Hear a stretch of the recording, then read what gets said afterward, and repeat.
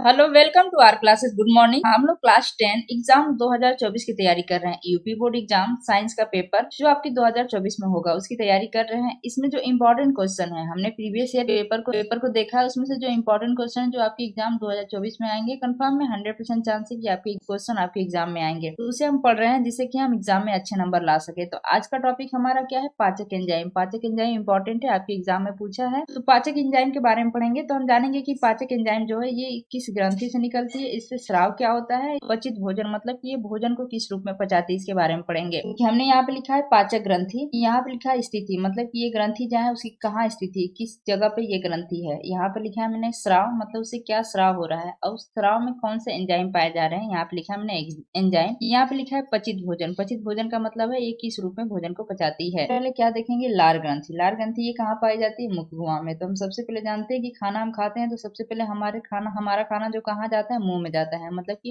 मुख से हम खाना खाते हैं। तो हमने मुख में खाना लिया तो मुख गुहा में हमें क्या मिला? लार ग्रंथि मिली। लार ग्रंथि मिली। लार ग्रंथि से हमें क्या स्राव होता है? लार स्राव होता है। उसी लार में जो आपके लार है स्लाइवा में, उसमें क्या होता है?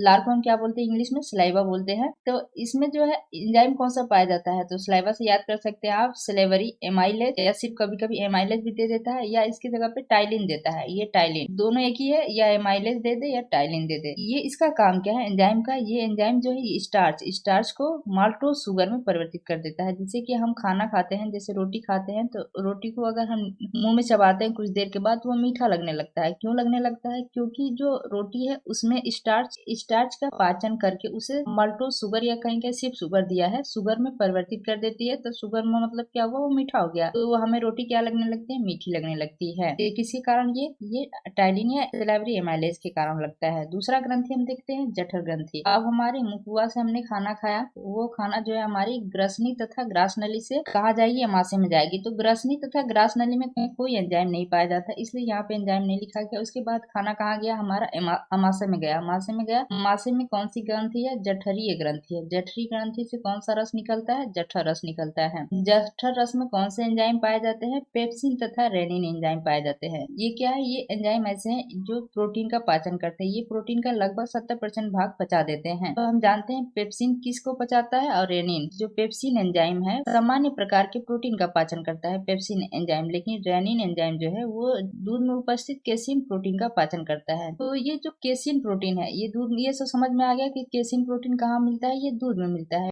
दूध में मिलता है केसिन प्रोटीन। इसी केसिन प्रोटीन की वजह से दूध का जो रंग होता है वो सफेद होता है। तीसरा एंजाइम आते हैं, हमारा खाना जो है अमाशय में आ गया। अमाशय से कहाँ जाएगा? आंत में जाएगा। अब हमारा खाना कहाँ गया? हमारा छोटी आंत। छोटी आंत बोले तो यहाँ पे क्या है? आंतरिक ग्रंथि। आंतरिक ग्रंथि में क्या है? छोटी आंत। छोटी आंत जो है हमारा, इसका निर्माण 3 भागों से होता है। कौन सा भाग है? ग्रहणी है, मध्यांत्र और शेषांत्र है। तो ये इसमें ग्रहणी है। ग्रहणी में पाया जाता है अग्नाशयी रस। अग्नाशयी रस में एंजाइम पाए जाते हैं। इसमें एंजाइम कौन कौन पाए जाते हैं? Amylase, trypsin, lipase, maltase, lactase, sucrase. तो हम जान लेते हैं एमाइलेज का काम क्या है। एमाइलेज जो है ये स्टार्च का पाचन करता है, और ट्रिप्सिन ये प्रोटीन का पाचन करता है, लाइपेज वसा का पाचन करता है, माल्टेज मल्टोज का पाचन करता है, लैक्टेज लैक्टोज का पाचन करता है, और सुक्रेज सुक्रोज का पाचन करता है। देखिए याद कर सकते हैं हम। देखिए सुक्रेज है sucrose, lactase lactose, maltase maltose, lipase वसा, लिपिड्स आप समझ सकते हैं वसा, और ट्रिप्सिन प्रोटीन। ट्रिप्सिन या जहाँ पे लगाओ ट्रिप्सिन, ये क्या है? प्रोटीन का पाचन करता है। एमाइलेज क्या है? स्टार्च का पाचन करता है। तो ये एंजाइम है आपके पाचक एंजाइम। अगर आपके सिर्फ एग्जाम में पाचक एंजाइम लिखा हो तो आप सिर्फ इसी एंजाइम को लिख सकते हैं। ये क्या है? ये पाचक एंजाइम है। और ये पूछ देता है पचित भोजन वगैरह, आप स्थिति ऐसे चार्ट बना के लिखते हैं तो आपको और अच्छे नंबर मिलेंगे। Thank you for watching. Please like and subscribe my channel.